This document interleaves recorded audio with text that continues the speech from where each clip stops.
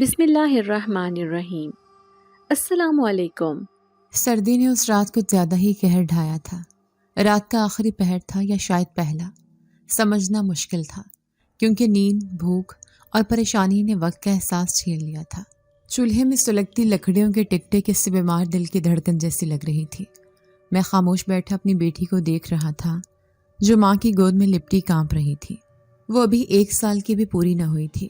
جسم پر صرف ایک پرانا سویٹر تھا جو نہ اس کا جسم چھپا پا رہا تھا نہ سردی روک پا رہا تھا۔ اس کے ننھے ہاتھ نیلے ہو رہے تھے۔ میری بیوی چولہے کے پاس بیٹھی آنکھوں میں آنسو لیے اسے اپنے آنچل میں لپیٹے ہوئے تھی۔ وہ مسلسل رو رہی تھی، شاید اپنے آپ سے یا شاید مجھ سے۔ چولہے کی آگ بھی ہار مان چکی تھی، لکڑیاں ختم ہو چکی تھیں، جلی ہوئی راکھ میں صرف کچھ چنگاریاں باقی تھیں، جیسے ہمارے خوابوں کی راکھ میں ابھی بھی کوئی آس باقی ہو۔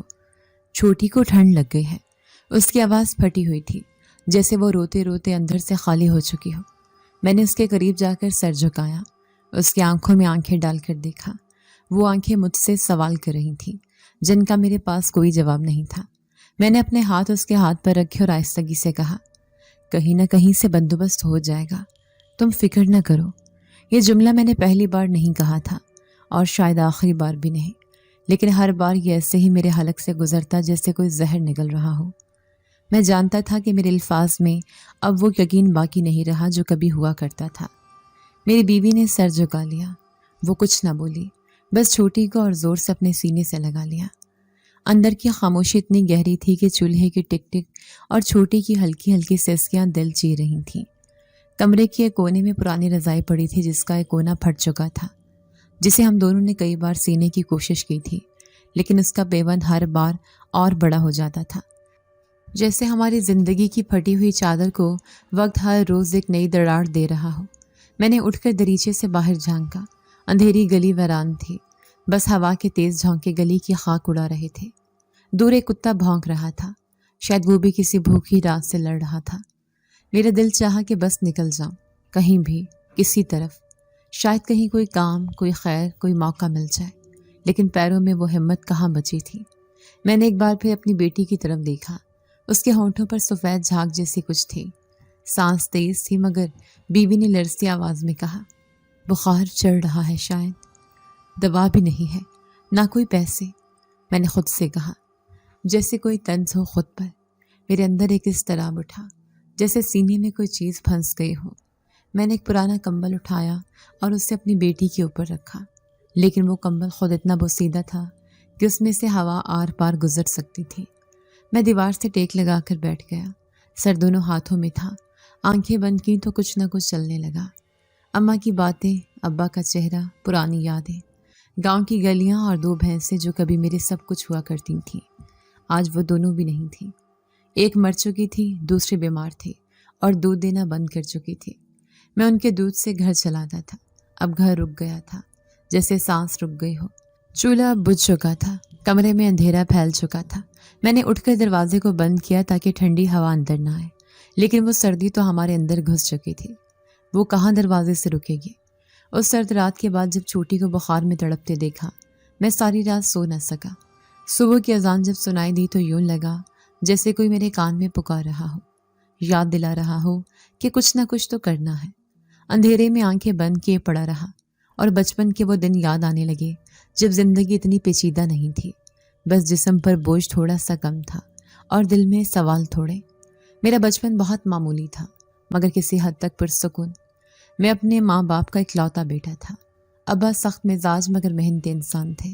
چھوٹا سا گھر تھا، مٹی کا صحن، لکڑی کے دروازے اور کچی دیواریں، سادہ زندگی تھی۔ اس وقت ہمارے پاس کوئی خاص زمین نہیں تھی، لیکن 2 خوبصورت بھینسیں ضرور تھیں، ایک سیاہ رنگ کی بڑی سی جسے ابا راجو کہتے تھے اور دوسری چھوٹی گوری رنگ کی چمپی۔ مجھے ابا کے ساتھ بھینسوں کو چارہ دیتے، انہیں نہلاتے اور دودھ نکالتے دیکھنا اچھا لگتا تھا۔ میں اکثر ان کے پیچھے پیچھے گھومتا رہتا۔ وہ کہا کرتے، دیکھ، یہ دونوں ہماری دولت ہیں، یہ ہماری زمین، ہماری فیکٹری ہے، ان کا خیال رکھنا، زندگی بھر ساتھ دیں گی۔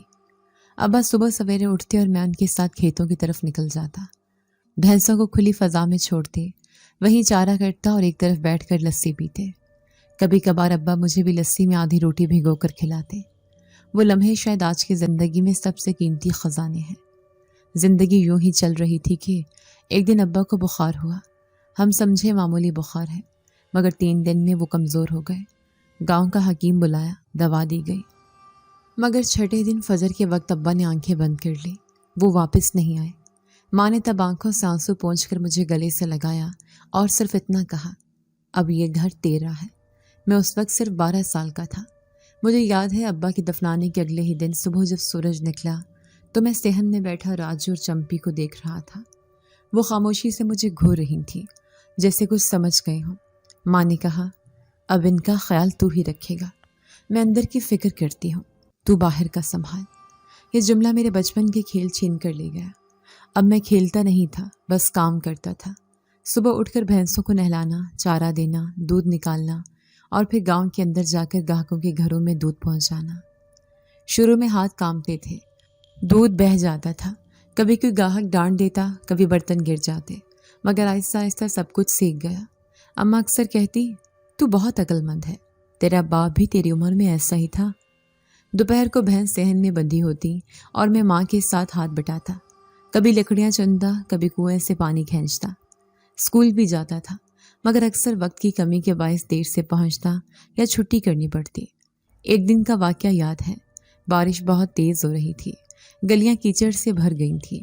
میں راجو کے دودھ کا ڈول ہاتھ میں لیے لڑکھڑاتا ہوا گاہک کے گھر جا رہا تھا کہ پھسل کر زمین پر گر پڑا۔ سارا دودھ کیچڑ میں بہہ گیا۔ گھر آیا تو ماں نے کچھ نہیں کہا، بس مجھے سینے سے لگا کر میرا گیلا لباس اتارا اور چپ چاپ میرے بالوں پر ہاتھ پھیرتی رہی۔ زندگی جیسے آہستہ آہستہ ایک ڈگر پر چلنے لگی تھی۔ صبح کے وقت دودھ کے برتن لیے گلیوں میں پھرنا، دوپہر کو چارہ کاٹنا اور شام کو بھینسوں کو نہلانا معمول بن چکا تھا۔ ماں نے مجھ پر بہت یقین کر لیا تھا۔ اب وہ اکثر بیٹھے بیٹھے کہا کرتی، بس اللہ کرے تیرے سر پر ایک سایہ ہو جائے، اب تو اکیلا نہیں رہنا چاہیے۔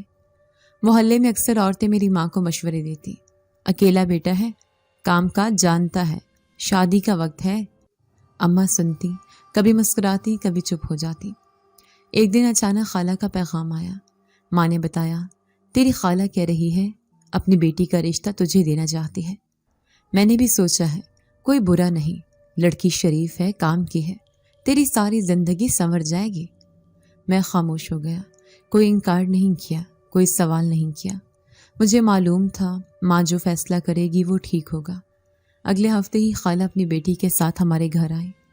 ماں نے ان کے سامنے کچھ زیادہ بات نہیں کی، بس چائے بنائی اور ایک طرف بیٹھ گئی۔ خالہ نے ہنستے ہوئے کہا، اکلوتا بیٹا ہے تمہارا، بھینسوں کا مالک ہے، محنتی ہے، میری بیٹی کو خوش رکھے گا۔ ماں نے سر ہلایا اور یوں 2 گھروں کے درمیان ایک خاموش معاہدہ طے ہو گیا۔ شادی سادگی سے ہوئی۔ ہمارے پاس زیادہ سامان نہیں تھا، نہ بڑی دعوت، نہ کوئی ساز و سامان۔ 2 دیگیں چڑھی، محلے کے چند بزرگ بلائے گئے اور ایک شام کو میری زندگی کا نیا باب شروع ہو گیا۔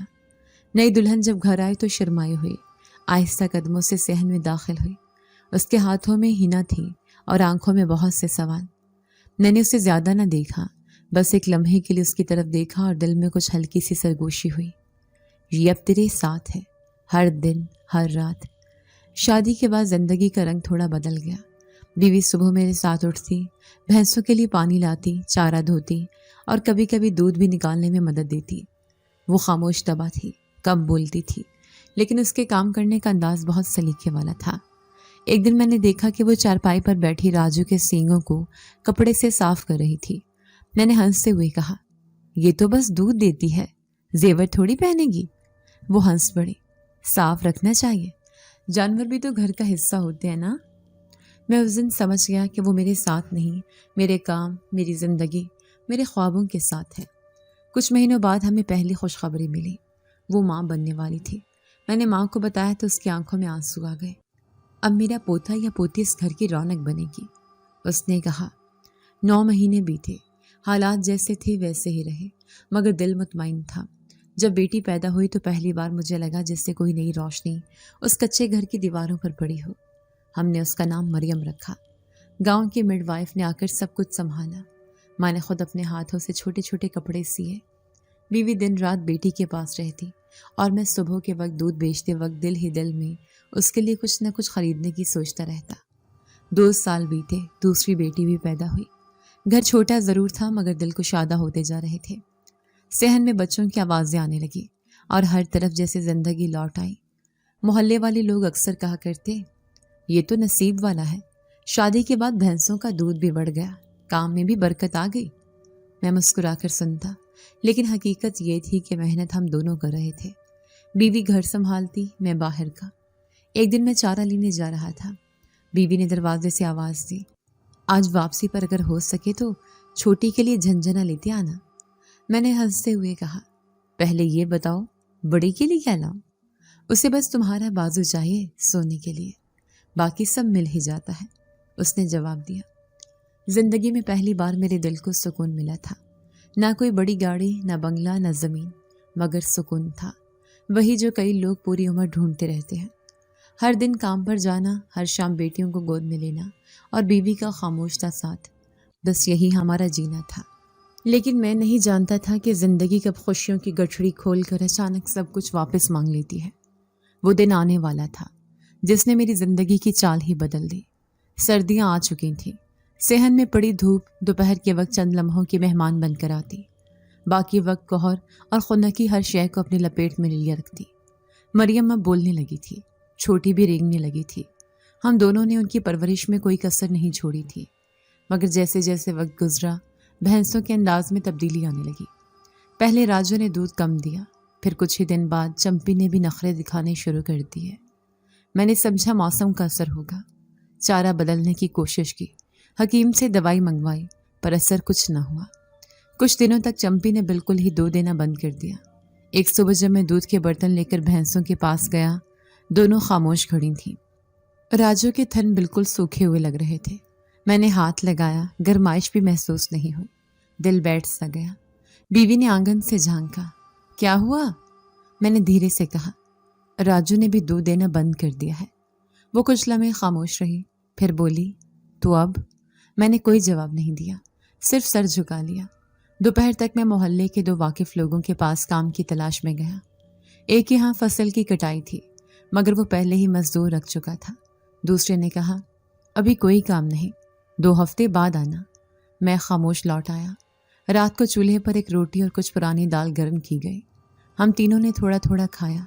مریم نے کہا، ابو کل دودھ نہیں پیا میں نے ہنستے ہوئے کہا، بیٹا کل تمہیں شہد والا دودھ پلاؤں گا، لیکن دل اندر سے جانتا تھا یہ وعدہ کب تک چلے گا۔ بیوی نے رات کو مجھ سے کہا، کیا سوچا ہے؟ میں کچھ دیر چپ رہا، پھر کہا، سوچ رہا ہوں ایک بھینس بیچ کر گائے لے آؤں جو دودھ دے، کم از کم گھر تو چلے۔ کون سی بیچیں گے، راجو یا چمپی؟ اس نے آہستہ پوچھا۔ چمپی بڑی عمر کی ہو گئی ہے، راجو جوان ہے، اگر قسمت رہی تو شاید ایک بچہ بھی دے دے۔ میں نے ناپ تول کر جواب دیا۔ بیوی نے آہستہ سے ہاں میں سر ہلا دیا۔ اگلے دن میں نے قریبی منڈی کا رخ کیا۔ صبح سویرے گلی میں کسی کو بتائے بغیر چمپی کو رسی سے باندھا، ایک پرانا کمبل اس کی پیٹھ پر ڈالا اور روانہ ہو گیا۔ راستے بھر چمپی خاموش رہی، اس کے قدم آہستہ تھے، جیسے اسے بھی پتا ہو کہ یہ واپسی کا سفر نہیں۔ منڈی میں پہنچا تو شور، دھواں اور آوازوں کا طوفان تھا، ہر طرف جانور، بیوپاری، خریدار۔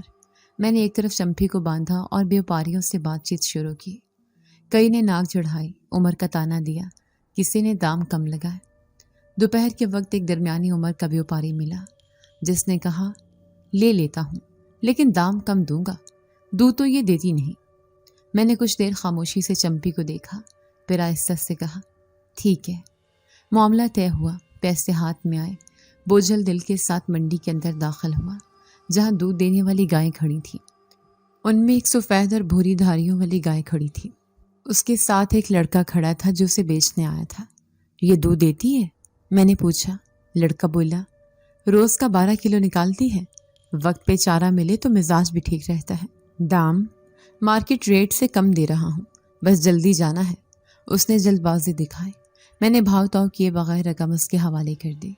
گائے کی رسی پکڑی اور واپس گاؤں کی طرف روانہ ہو گیا۔ راستے میں دل میں ایک ہی دعا تھی، یا اللہ یہ گائے جھوٹ نہ ہو، یہ دودھ دے، ہماری مشکل آسان ہو۔ گھر پہنچا تو بیوی دروازے پر کھڑی تھی، بچیاں پیچھے سے جھانک رہی تھیں۔ یہ گائے ہے؟ اس نے حیرت سے پوچھا۔ ہاں، مالک کہہ رہا تھا روز 12 کلو دودھ دیتی ہے، بیوی نے آہستہ سے کہا۔ اللہ کرے سچ ہو۔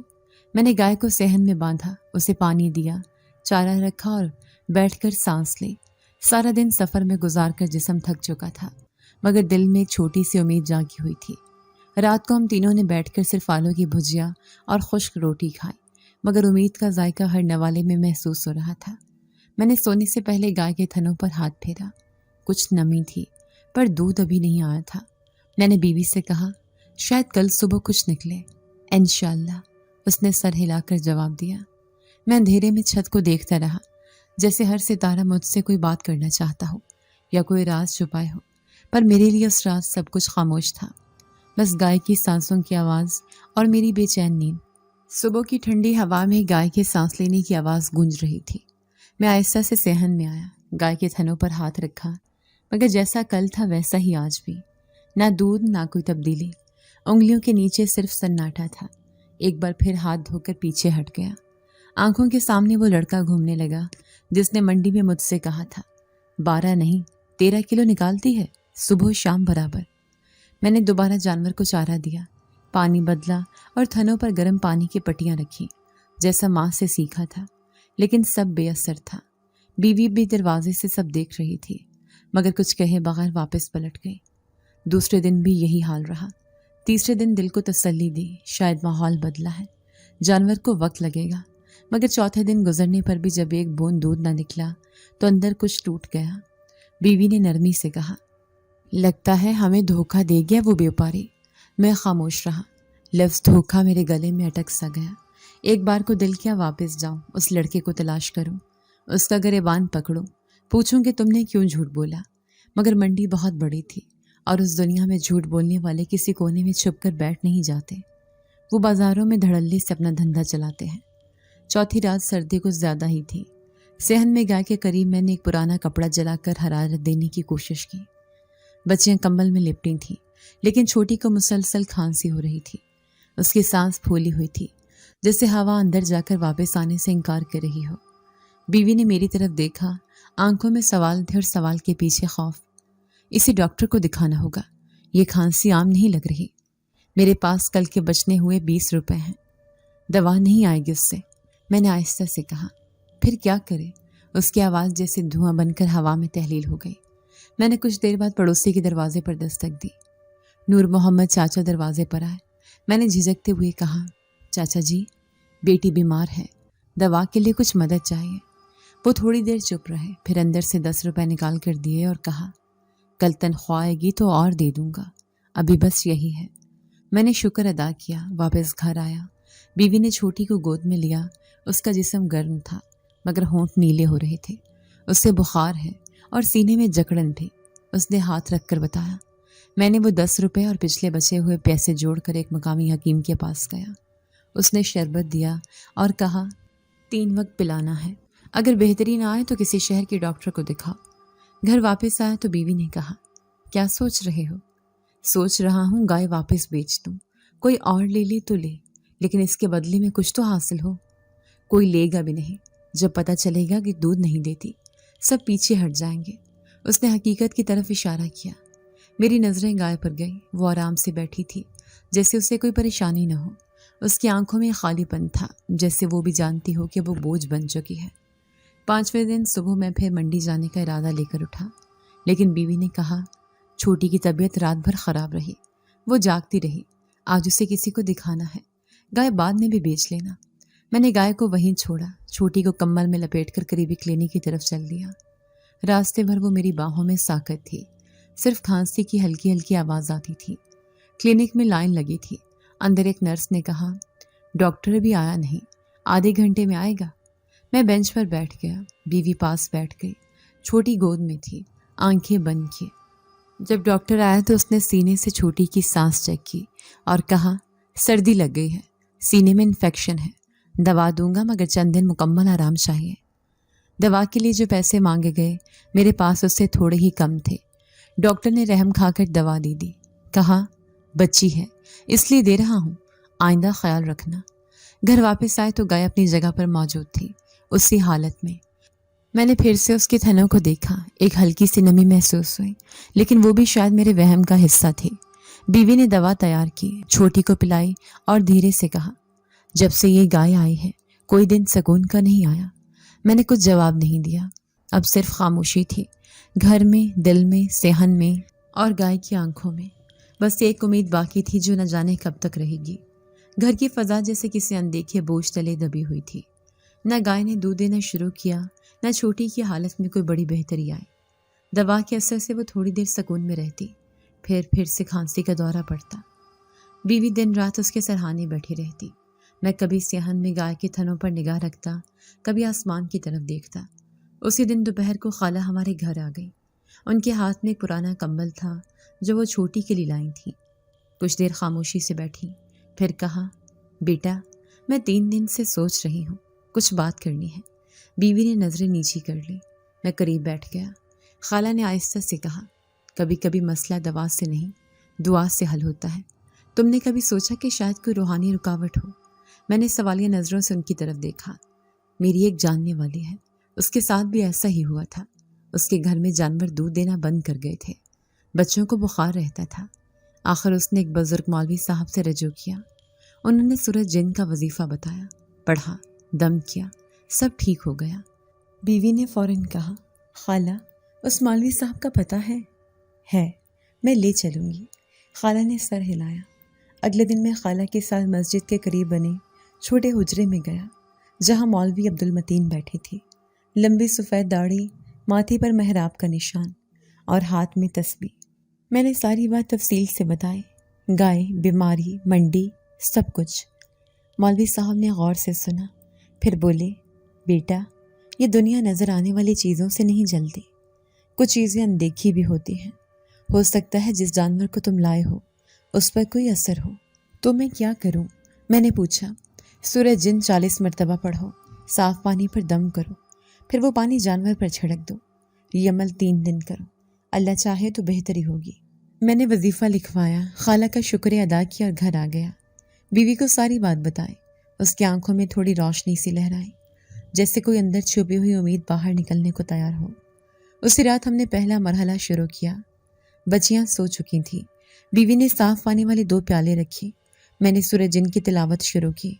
وہ میرے ساتھ آہستہ آہستہ دہراتی رہی۔ ہر لفظ جیسے کچھ کھول رہا تھا، کچھ بتا رہا تھا۔ گھر کی فضا میں عجیب سا سکون پھیلنے لگا۔ 40 بار پڑھنے کے بعد میں نے پانی پر دم کیا، پیالہ اٹھایا اور صحن میں آیا۔ گائے صحن کے کونے میں کھڑی تھی، چپ چاپ۔ اس کے جسم پر دھوپ کی روشنی بھی نہ پڑ رہی تھی، بس ایک سرد سایہ اس کے گرد تھا۔ میں نے دم کیا ہوا پانی اس پر چھڑک دیا۔ ایک لمحے کو اس نے گردن گھمائی جیسے چونکی ہو، پھر دوبارہ ساکت ہو گئی۔ کل پھر کریں گے، میں نے بیوی سے کہا۔ اس نے بس سر ہلایا۔ دوسرا دن کچھ ایسا ہی گزرا۔ ہم نے شام کو سورۃ جن کی تلاوت کی، دم کیا اور پھر وہی پانی گائے پر چھڑکا۔ بیوی نے کچھ پھول بھی قریبی درخت سے توڑ کر گائے کے گرد رکھ دیے۔ وہ کہتی تھی، میری ماں کہا کرتی تھی پھولوں کی خوشبو بدی کو دور کرتی ہے۔ تیسرے دن کچھ مختلف محسوس ہوا۔ جب میں گائے کے قریب گیا، اس کی آنکھیں میرے چہرے پر جمی ہوئی تھیں۔ میں نے پانی کے چھینٹے مارے تو وہ ایک دم پیچھے ہٹی، پھر آہستہ سے آواز نکالی، ایک ایسی آواز جو اس نے کبھی پہلے نہیں نکالی تھی۔ بیوی دروازے سے دیکھ رہی تھی۔ اس نے آہستہ سے کہا، کیا تم نے سنا؟ ہاں، لگتا ہے کوئی رد عمل ہو رہا ہے، میں نے دھیرے سے جواب دیا۔ اسی رات ہم نے تیسری اور آخری بار وظیفہ پڑھا۔ ماحول میں ہلکی ہلکی سی خنکی تھی اور ہوا کی رفتار عام دنوں سے زیادہ تھی، جیسے کچھ ہل رہا ہو، جیسے کوئی نیند سے جاگنے والا ہو۔ پانی پر دم کرنے کے بعد جب میں صحن میں آیا تو ایک لمحے کو محسوس ہوا جیسے گائے کی آنکھوں میں کچھ اور چمک ہو۔ میں نے پانی چھڑکا، وہ پیچھے ہٹی اور اچانک اس نے زور سے آواز نکالی، جیسے کسی اندیکھے وجود پر بھڑکی ہو۔ بیوی اندر سے نکل کر میرے قریب آئی۔ ہم دونوں چند لمحے گائے کو دیکھتے رہے۔ گائے نے آسمان کی طرف منہ کیا اور پھر آرام سے بیٹھ گئی۔ بیوی نے آہستہ سے کہا، کل دیکھیں گے، شاید کچھ بدل جائے۔ میں نے سر ہلایا، لیکن دل میں غیر معمولی احساس جاگ چکا تھا، جیسے ہم نے صرف ایک روحانی عمل نہیں کیا بلکہ کسی انجان دروازے پر دستک دی ہو۔ صبح کی پہلی کرن ابھی زمین پر نہیں پڑی تھی جب میری آنکھ کھلی۔ صحن میں غیر معمولی خاموشی چھائی ہوئی تھی۔ گائے ہر روز صبح کچھ نہ کچھ آواز ضرور نکالتی تھی، مگر آج عجیب سا سناٹا تھا۔ میں فوراً اٹھا، دروازہ کھولا اور صحن کی طرف لپکا۔ وہاں کچھ نہیں تھا۔ وہ گائے جسے 3 دن سے پانی دم کر کے چھڑک رہے تھے، جس کے گرد ہم نے ہر ممکن کوشش کی تھی، وہ غائب تھی۔ میں ٹھٹک گیا۔ زمین پر رسی کے ٹوٹے ہوئے ریشے پڑے تھے، لیکن دروازہ بند تھا، تالا جوں کا توں۔ بیوی بھی جلدی سے باہر آئے۔ کہاں گئی؟ دروازہ تو بند ہے۔ مجھے کچھ سمجھ نہیں آ رہا، میں نے دھیرے سے کہا، اور صحن کا ایک ایک کونا دیکھنا شروع کر دیا۔ قدموں کے کوئی نشان نہیں تھے، مٹی جمی ہوئی تھی، جیسے کسی نے وہاں حرکت ہی نہ کی ہو۔ پھر اچانک صحن کے بیچوں بیچ ہوا کا ایک جھونکا اٹھا، ہوا کی ایک تیز لہر، جیسے کسی نے زور سے درخت ہلایا ہو۔ ساتھ ہی مٹی اڑنے لگی۔ بیوی میرے پیچھے چھپ گئی۔ میں کچھ قدم پیچھے ہٹا۔ اسی لمحے ایک دھواں اٹھا، گائے کے باندھنے کی جگہ سے۔ دھواں نہ کالا تھا نہ سفید، ایک نیلگو روشنی میں لپٹا ہوا۔ وہ بلند ہوتا گیا، اور پھر جیسے کسی اندیکھی قوت نے اسے ایک جسم میں ڈال دیا۔ میرے سامنے اب ایک عورت کھڑی تھی۔ وہ سفید لباس میں ملبوس تھی، آنکھوں میں گہری چمک، جیسے کئی راتوں کی نیند اس میں چھپی ہو۔ اس کے بال ہوا میں ہلکے ہلکے جھول رہے تھے، اور چہرے پر ایک ایسی مسکراہٹ تھی جو خوف کے ساتھ ساتھ ایک عجیب سا سکون بھی دیتی تھی۔ میں وہیں کھڑا رہ گیا، زبان جیسے حلق میں اٹک گئی ہو۔ میں تمہاری خیر خواہ ہوں، اس نے نرمی سے کہا۔ بیوی کی سانس رکی، اس نے میرے بازو کو زور سے پکڑ لیا۔ میں نے ہمت کر کے پوچھا، تم کون ہو؟ اور گائے وہ کہاں ہے؟ عورت نے ایک ہلکی سی ہنسی۔ گائے کا روح بس ایک پردہ تھا، تم نے جو کیا وہ مجھے آزاد کرنے کا ذریعہ بن گیا۔ میں کچھ سمجھ نہیں رہا۔ میں نے قدم پیچھے کیا۔ تم نے سورج جن پڑھے، پانی دم کیا، نیت صاف رکھی۔ تمہاری بیوی نے بھی یقین رکھا، اور تم دونوں کی خلوص نیت نے اس زنجیر کو توڑ دیا جو مجھے قید رکھی ہوئی تھی۔ میری پیشانی پر پسینہ آ گیا۔ بیوی کی آواز دھیمی تھی، آپ انسان ہیں یا؟ عورت نے ہاتھ اٹھایا، آسمان کی طرف اشارہ کیا۔ میں اس دنیا سے ہوں جو تمہاری آنکھوں سے اوجھل ہے، لیکن میں دشمن نہیں، مددگار ہوں۔ تم نے بغیر جانے میرے لیے وہ دروازہ کھولا جس کی تلاش میں صدیوں سے بھٹک رہی تھی۔ میں نے حیرت سے پوچھا، اور گائے وہ حقیقت تھی یا؟ وہ روپ مجھے زبردستی پہنایا گیا تھا۔ ایک جن زادے نے جادو سے مجھے اس شکل میں قید کر دیا تاکہ میری طاقت چھین جائے، میری سلطنت برباد ہو جائے۔ وہ چاہتی تھی کہ میں کبھی اپنی اصل شکل میں نہ آ سکوں۔ تم نے مجھے کیوں چنا؟ میں نے نہیں چنا، تمہارے عمل نے مجھے آزاد کیا۔ تمہارے صبر، دعا اور کوشش نے میرے بندھن توڑے۔ اس کے الفاظ جیسے ایک ایک کر کے میرے دل پر نقش ہو رہے تھے۔ بیوی نے آہستہ سے کہا، ہم نے تو بس اپنا مسئلہ حل کرنا چاہا تھا، اور اسی نیت کی پاکیزگی نے مجھے آزادی دی۔ اس نے سنجیدگی سے جواب دیا۔ ہوا ایک بار پھر ہلکی سی چلی، عورت نے ہاتھ ہلایا، اور صحن کے درمیان ایک نرم سے روشنی نمودار ہوئی، جیسے کسی چراغ کی ہلکی لو ہو۔ یہ روشنی میرے وجود کی علامت ہے۔ جب تمہیں میری ضرورت ہو، صرف اس روشنی کو یاد کر لینا، میں آ جاؤں گی۔ بیوی اب خاموشی سے آنسو پونچھ رہی تھی، اور میں حیرت و بے یقینی کے بیچ کھڑا اسے جاتے دیکھ رہا تھا۔ تم دونوں نیک ہو، اور نیکی کا صلہ کبھی ضائع نہیں ہوتا۔ ابھی کچھ سمجھ نہیں آ رہا، مگر وقت تمہیں سب دکھائے گا۔ یہ کہہ کر وہ عورت آہستہ آہستہ دھوئیں میں بدلنے لگی۔ وہی نیلگوں روشنی، اور پھر آسمان کی طرف اٹھتا ہوا ایک ہلکا سا سایہ۔ صحن میں اب صرف ہم تینوں رہ گئے تھے، میں، میری بیوی اور چھوٹی، جو کمرے میں سکون سے سو رہی تھی۔ میں نے پہلی بار محسوس کیا کہ صحن کی ہوا میں کوئی تبدیلی آئی ہے، جسے بوجھ ہٹا ہو، جیسے کئی دنوں بعد کچھ صاف ہوا ہو۔ بیوی نے دھیرے سے کہا، کیا یہ سب خواب تھا؟ شاید خواب نہیں، کوئی پیغام تھا، میں نے آہستہ سے کہا۔ گھر کے کونے میں رسی پڑی تھی جس سے گائے بندھی تھی، اس پر کوئی نشان باقی نہیں تھا، لیکن اس جگہ کی مٹی ذرا مختلف لگ رہی تھی، جیسے وہاں کچھ غیر معمولی گزر گیا ہو۔ ہم نے وہ رات چپ چاپ گزاری، نہ کوئی اور سوال کیا، نہ کوئی جواب ڈھونڈا، بس جان لیا تھا کہ جو کچھ ہم نے دیکھا وہ سچ تھا، چاہے ہماری دنیا کے اصولوں سے نہ مانے، اور اس سچ نے ہماری زندگی کا رخ بدلنا شروع کر دیا تھا۔ اگلے دن دوپہر کے وقت میں اور میری بیوی پریشانی کے عالم میں صحن میں بیٹھے اپنے حالات پر آنسو بہا رہے تھے۔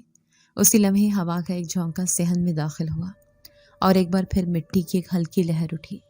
ہم دونوں چونک گئے۔ وہی نیلگوں دھواں ایک بار پھر دیوار کے سائے سے ابھرا۔ زہرا سامنے آ گئی۔ اس بار اس کا چہرہ سنجیدہ تھا مگر پرسکون۔ میں نے سوچا تمہیں پوری بات جاننی چاہیے تاکہ تم سمجھ سکو کہ تمہارا کردار کتنا اہم ہے۔ اس نے نرمی سے کہا۔ ہم دونوں اٹھ کر کھڑے ہو گئے۔ زہرا نے کہنا شروع کیا۔ جب میری سلطنت میرے باپ سے مجھے ملی اس وقت میرے چچا نے بظاہر مبارکباد دی مگر اندر ہی اندر اس کی بیٹی سارا وقت جلن کا شکار تھی۔ میری چچی سوتیلی تھی مگر ان کا اثر خاندان میں بہت تھا۔ میری سلطنت ایک درخت سے شروع ہوتی تھی جو ہمارے قبیلے کا مرکز مانا جاتا تھا، جس کے نیچے ہر فیصلہ ہوتا، ہر عہد لیا جاتا۔ اس درخت کے نیچے میری بیعت کی گئی تھی، لیکن جیسے میرے والد کا سایہ ختم ہوا میرے چچا کی بیٹی نے سازشیں شروع کر دی۔ اس نے مجھے کمزور کرنے کے لیے کئی جتن کیے، میری ساتھیوں کو بہکایا، میری محافظ جنات کو خریدنے کی کوشش کی، لیکن وہ کچھ نہ کر سکی کیونکہ میں حق پر تھی۔ آخرکار اس نے سیاہ علم استعمال کیا، ایک ایسے جادوگر کو ڈھونڈا جو 1000 سال پرانا تھا۔ اس نے اس کے ساتھ ایک خونی معاہدہ کیا اور مجھے قید کر دیا۔ میں اپنی سلطنت سے نکالی گئی۔ وہ جانتی تھی کہ اگر مجھے زندہ چھوڑا گیا تو میں ایک دن واپس آ سکتی ہوں، اس لیے اس نے مجھے گائے کے روپ میں تبدیل کیا اور انسانوں کی دنیا میں بھیج دیا تاکہ میں بھول جاؤں کہ میں کون ہوں اور باقی جنات بھی مجھے پہچان نہ سکے۔ بیوی نے آہستہ سے پوچھا، اور پھر تم یہاں کیسے آئیں؟ جس لمحے تم نے پانی پر سورہ جن کا دم کیا وہ زنجیر کٹ گئی۔ تمہاری نیت نے مجھے پہچانا، تمہاری دعاؤں نے میرے قید کو توڑا، اور جب میں آزاد ہوئی اس نے فوراً مجھ پر حملہ کیا۔ تمہارے گھر میں چیخیں، دھواں، وہ سب اسی کا رد عمل تھا۔ میں نے اسے اپنی سلطنت کی جیل میں قید کر دیا ہے، وہ اب کبھی کسی پر ظلم نہیں کر سکے گی۔ میں نے تالا اٹھا کر زہرا کی طرف بڑھایا۔ یہ کیا ہے؟ زہرا نے قدم آگے بڑھایا۔ یہ تالا میری سلطنت کے خزانے کا ایک چھوٹا سا دروازہ ہے، یہ تمہارے لیے ہے۔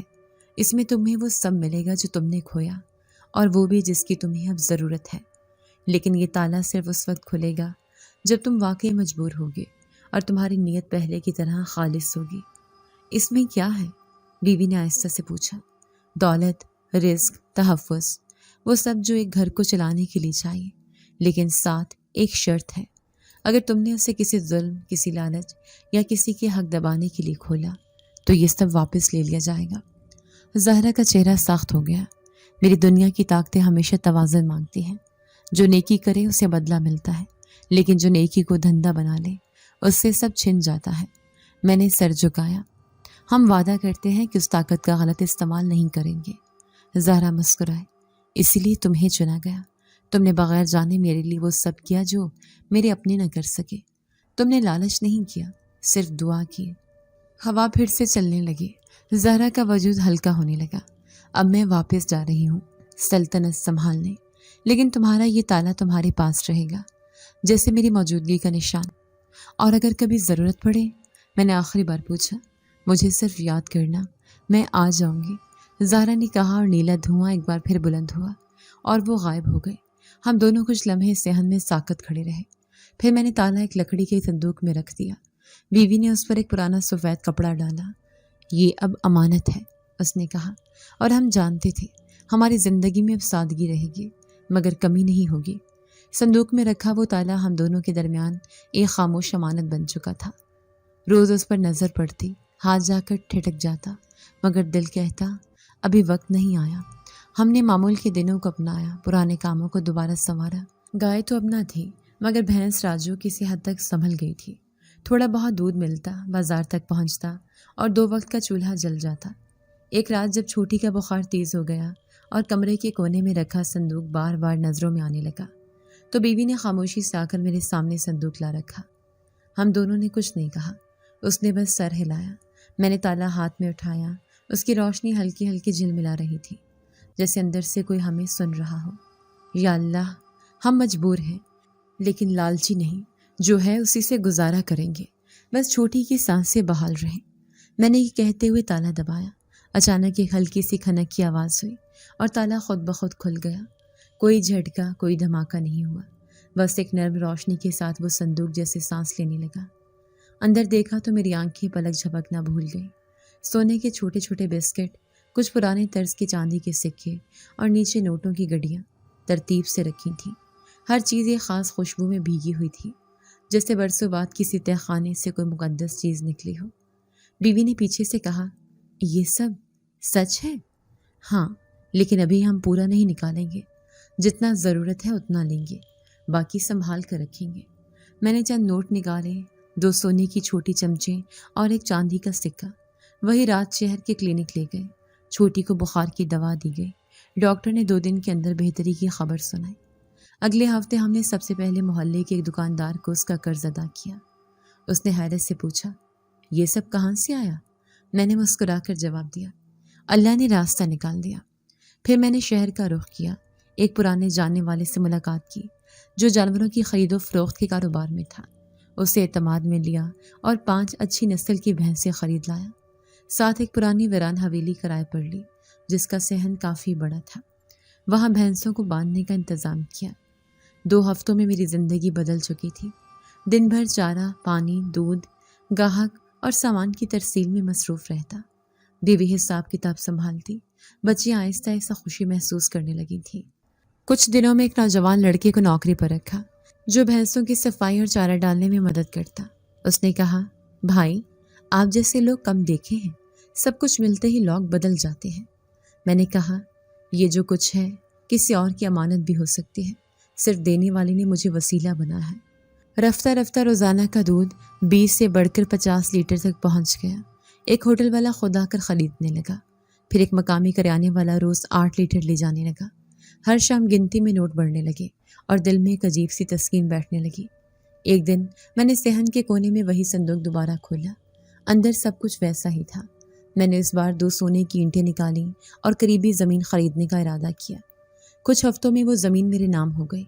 میں نے وہاں باڑے کا مستقل ڈھانچہ بنوانا شروع کیا اور کام پر مزید 2 آدمی رکھ لیے۔ میرے باڑے کا نام علاقے میں پھیلنے لگا۔ اب لوگ خود لا کر پوچھتے، کام ہے؟ بھینسوں کی دیکھ بھال آتی ہے۔ میں نے کسی کو خالی نہیں لوٹایا، جو آیا اسے کام دیا، روزی دی اور عزت دی۔ بیوی نے ایک دن کہا، اللہ نے بہت دیا ہے، اب کسی مسجد کا خرچ اٹھانا چاہیے۔ میں نے فوراً گاؤں کی پرانی مسجد کے مولوی صاحب سے رابطہ کیا اور وضو خانے کی تعمیر کا وعدہ کیا۔ چند دن میں کام شروع ہو گیا۔ ایک بار بازار میں کسی نے کان میں کہا، تمہاری قسمت راتوں رات بدلی ہے، کوئی راز تو نہیں؟ میں نے مسکرا کر صرف اتنا کہا، دعا کا اثر ہے اور صبر کا صلہ۔ رات کو جب ہم سب کھانے کے بعد بیٹھتے تو بیوی کبھی کبھی صندوق کی طرف دیکھتی، پر خاموشی سے کہتی، زہرا کا احسان ہے، مگر ہم نے یہ سب لالچ سے نہیں مانگا۔ میں اس لمحے بس اتنا سوچتا کہ جو کچھ ملا ہے اس کی حفاظت سب سے بڑی آزمائش ہے۔ دولت آئی تھی، لیکن احساس یہ بھی جاگ چکا تھا کہ جو چیز کسی دعا سے ملتی ہے وہ امتحان بھی بن سکتی ہے۔ باڑے کی زمین مکمل ہو چکی تھی۔ اب وہاں 10 سے زیادہ بھینسیں تھیں۔ ایک گائے بھی رکھی گئی تھی جس کے بارے میں کہا گیا تھا کہ روزانہ 10 لیٹر تک دودھ دیتی ہے۔ ہم نے وہاں ایک چھوٹا سا کمرہ بھی بنوا لیا تھا جہاں 2 ملازم دن رات جانوروں کا دھیان رکھتے تھے۔ بیوی نے ہر جانور کے لیے الگ برتن خریدے جس پر اس کا نام لکھا تھا۔ نظم، صفائی اور برکت سب ایک ساتھ چلنے لگے تھے۔ بچیاں اب اسکول جانے لگی تھیں، چھوٹی اب صحت مند تھی اور گھر میں اکثر ہنسی کی آوازیں گونجتی تھیں۔ ایک دن بیوی نے کہا، اب ہم وہ نہیں رہے جو تھے، لیکن ہمیں وہی رہنا ہے جو تھے۔ میں نے اسے دیکھا اور ہنس کر کہا، یاد ہے جب ہم نے آلو اور نمک سے ہفتے گزارے تھے؟ ہاں، لیکن اس وقت تمہاری زبان پر بھی شکر کا لفظ ہوتا تھا، بیوی نے جواب دیا۔ اسی رات جب سب سو چکے تھے اور میں باڑے کے صحن میں بیٹھا حساب لکھ رہا تھا، پھر سے ہوا کا وہی نرم جھونکا اٹھا جو اب میرے لیے انجان نہ تھا۔ میں نے قلم چھوڑا اور نظریں اٹھا کر دیکھا۔ زہرا سامنے کھڑی تھی۔ وہ خاموشی سے کچھ لمحے مجھے دیکھتی رہی۔ اس کے چہرے پر اس بار ایک خاص گہرائی تھی، جیسے وہ کوئی فیصلہ کرنے آئے ہوں۔ میں جانتا تھا تم آؤ گی، میں نے آہستہ سے کہا۔ یہ میرا آخری ظہور ہے، اس نے کہا۔ تم نے جو کچھ کیا وہ میرے لیے تھا، لیکن اب وقت ہے کہ تم جان سکو آگے تمہارے ساتھ کیا مشروط ہے۔ میں سن رہا ہوں۔ میں سیدھا ہو کر بیٹھ گیا۔ زہرا نے آسمان کی طرف دیکھا جیسے کسی نظر نہ آنے والے دائرے سے اجازت لے رہی ہو، پھر بولی، جو خزانہ تمہیں دیا گیا ہے وہ ایک امتحان بھی ہے۔ یہ صرف تمہارے لیے نہیں، ان کے لیے بھی ہے جنہیں اس دنیا نے بھلا دیا ہے۔ مطلب یہ کہ جب بھی تم کسی مظلوم کو نظر انداز کرو گے، کسی بے بس کو ٹال دو گے، کسی بھوکے کو یہ کہہ کر واپس بھیج دو گے تمہارے پاس وقت نہیں، تب یہ تالا خود بخود بند ہو جائے گا۔ میرے ہاتھ وہیں رک گئے۔ زہرا، تم یہ کہنے آئی ہو کہ اگر ہم نے دوسروں کا ساتھ نہ دیا تو سب کچھ ختم ہو جائے گا؟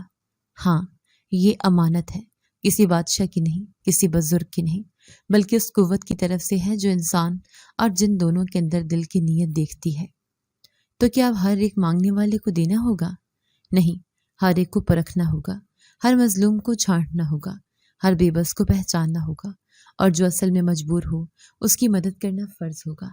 بیوی اس لمحے اندر سے نکلی، زہرا کی موجودگی پر چونکی، لیکن کچھ نہ بولی، بس آہستہ سے ہمارے پاس بیٹھ گئی۔ زہرا نے اس کی طرف دیکھا۔ تم نے اس گھر کو باندھ کے رکھا، تمہاری خاموشی نے دعا کو طاقت دی۔ تمہیں بھی یہ بات سمجھنی ہوگی کہ دولت کو بچانے کا واحد طریقہ اس کو بانٹنا ہے۔ بیوی نے سر جھکا کر کہا، ہم دونوں وعدہ کرتے ہیں کسی کو خالی نہیں لوٹائیں گے۔ میں نے تالا اپنے پاس رکھا اور کہا، یہ تالا تبھی کھولا تھا جب ہمیں ضرورت تھی، اب اس کا مطلب بدل گیا ہے، یہ اب ہم نہیں دوسروں کے لیے کھلے گا۔ زہرا نے آخری بار ہماری طرف دیکھا، اس کی آنکھوں میں ایک عجیب سا سکون تھا، پھر اس نے ہاتھ اٹھایا جیسے ہمیں دعا دے رہی ہو اور آسمان کی طرف دیکھا۔ میں جا رہی ہوں، اب اگر تم نے وہی صفائی دل میں رکھی تو یہ راستے ہمیشہ کھلے رہیں گے، لیکن اگر تم بدل گئے تو سب کچھ واپس لے لیا جائے گا۔ اس کا وجود پھر سے روشنی میں بدلنے لگا، نیلا دھواں آہستہ آہستہ فضا میں تحلیل ہو گیا، صحن میں خاموشی چھا گئی۔ بیوی نے میرا ہاتھ تھاما اور دھیرے سے کہا، اب ہمیں بہت کچھ سیکھنا ہوگا، صرف دینا نہیں، صحیح وقت پر دینا سیکھنا ہوگا۔ ہاں، میں نے جواب دیا، اور اس بار ہمارا تکیہ صرف قسمت نہیں، کردار ہوگا۔ اگلی صبح میں نے محلے کے دروازے پر ایک سائن لگایا جس پر لکھا تھا، اگر آپ بے روزگار ہیں، بھوکے ہیں یا مدد کی طلبگار ہیں، آئیں ہم سے بات کریں۔ اور اس دن کے بعد ہمارے دروازے پر کوئی خالی ہاتھ واپس نہیں گیا۔ زہرا کی نصیحت ہمارے اندر رہ گئی تھی، ایک آواز جو ہر فیصلے سے پہلے سنائی دیتی تھی، خاموش مگر ہمیشہ موجود۔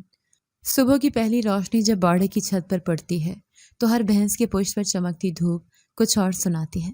جانور آرام سے چر رہے ہوتے ہیں اور میں صحن میں بیٹھا حساب کتاب کر رہا ہوتا ہوں۔ اب یہ معمول بن چکا ہے، کئی سال گزر چکے ہیں اس رات کے بعد جب تالا پہلی بار کھلا تھا۔ اب میں ایک کاروباری ہوں، میری پہچان صرف دودھ بیچنے والے کی نہیں رہی۔ گاؤں کے آس پاس کے 4 دیہات میرے باڑے سے دودھ لیتے ہیں۔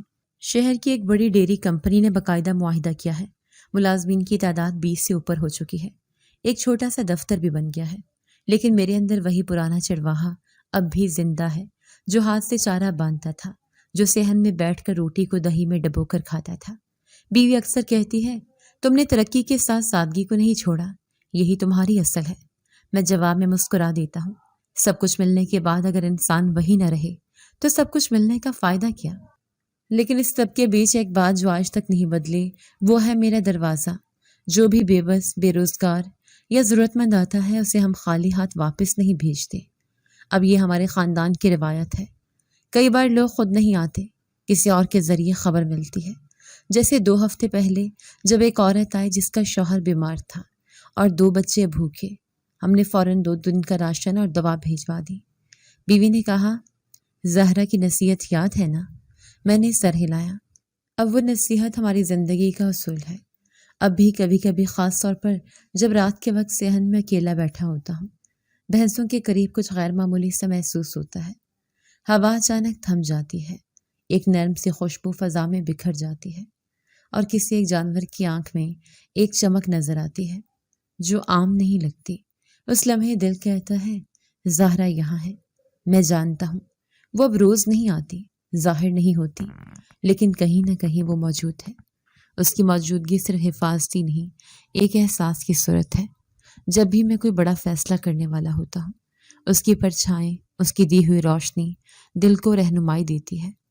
ایک دن شام کے وقت جب میں باڑے کے پچھلے حصے میں گیا جہاں نئی بھینس آئی تھی، ان میں سے ایک بار بار میری طرف دیکھتی تھی۔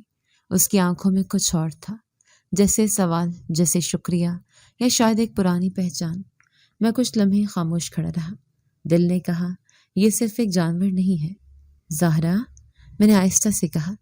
ایک نرم سی ہوا کا جھونکا گزر گیا اور اس بھینس نے اپنی گردن موڑ کر آسمان کی طرف دیکھا۔ میں واپس لوٹا تو بیوی نے پوچھا، سب ٹھیک ہے؟ ہاں، لیکن لگتا ہے आज वो फिर आई थी।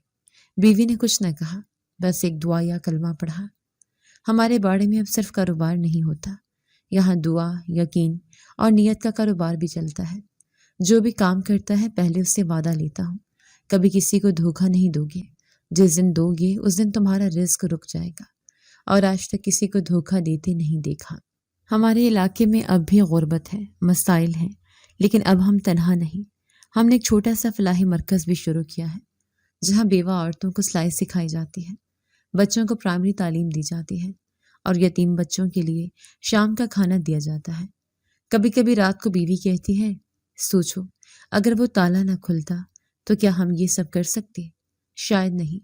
मैं कहता हूँ, लेकिन ताला खुलने की वजह ये थी कि हमारी नीयत खुली थी।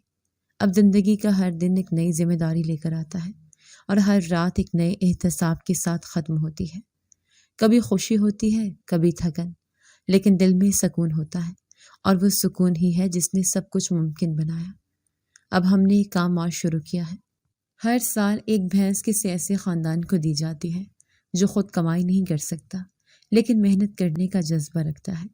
और हम उन्हें सिखाते हैं कि कैसे भैंस को संभालना है, कैसे दूध निकालना है, कैसे गाहक बनाना है। ये वही सबक है जो ज़िंदगी ने मुझे दिया था। कभी कभार जब मैं ताला दोबारा देखता हूँ तो हाथ नहीं लगाता, बस आंखों से उसे सलाम करता हूँ और दिल में एक आवाज़ उभरती है, यह ख़जाना सिर्फ सोना नहीं था, ये ज़िंदगी बदलने का ज़रिया था। ज़ाहरा अब कहानी बन चुकी है, लेकिन उसकी दी हुई रोशनी हर सुबह हमारे सेहन में उतरती है, हर धूप में झलकती है, हर भैंस की आंख में चमकती है। और जब भी कोई मजबूर, कोई बेबस हमारी दहलीज पर आता है, हम सिर्फ उसकी आवाज़ नहीं सुनते, हम उस वादे की गूंज भी सुनते हैं जो हमने ज़ाहरा से किया था। खामोशी में दिया गया एक वादा जो आज भी रोशनी बनकर हमारे साथ है। सच्चाई, सब्र और नियत की सफाई इंसान को वहां तक पहुंचा देती है जहां ख्वाब भी नहीं जाते। दौलत की असल कीमत तब समझ आती है जब वो दूसरों की मदद में इस्तेमाल हो। अगर आपको आज की हमारी कहानी पसंद आई है तो इसे लाइक कीजिए और अपने प्यारों के साथ शेयर कीजिए। और हाँ, अगर आपने अभी तक हमारा चैनल सब्सक्राइब नहीं किया तो ज़रूर कीजिए। मिलते हैं कल एक नई और दिलचस्प कहानी के साथ। तब तक के लिए अल्लाह हाफिज।